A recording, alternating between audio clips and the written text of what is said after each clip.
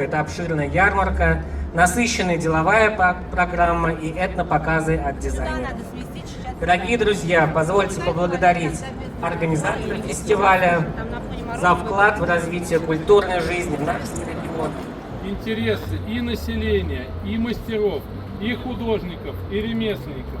И от имени Ассоциации народных художественных промыслов «Наследие традиций», от имени Союза художников декоративно-прикладного искусства России я желаю этому центру огромного финансового процветания, населению почаще посещать столь важный центр и вообще события в нашей истории страны. Это такой масштабный очень проект развития креативной индустрии. Первый. Казань у нас, как всегда, лидер. И это не просто лидер, это лидер, где будут в ближайшее время выставляться и показ моды.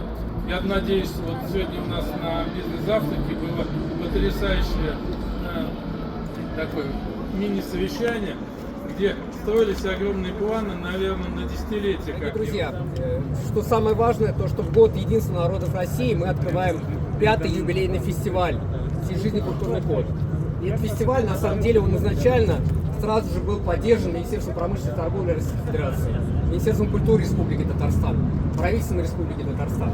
И в прошлом году фестиваль еще и поддержал правительство Российской Федерации, потому что проект вошел в план по развитию стратегии государственной культурной политики до 30 года.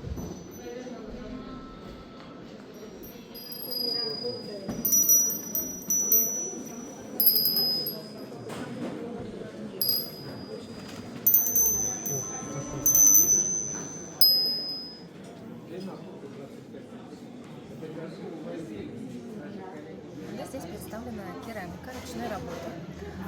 Здесь представлены 2 студии наших керамических. Изделия выполнены из глины. Все это ручная лепка. Обжигается все при высокой температуре в печах свыше 1200 градусов. Потом покрывается все глазурью. На некоторых изделиях можно наблюдать, например, художественную роспись. Такие вот работы интересные. Все выполнено в технике различной. Вот это ручная лепка. Интересная. С этой стороны вот техника молочения. Здесь вот у нас представлена реплика булгарской керамики. Кувшинчики такие интересные. Техники молочения.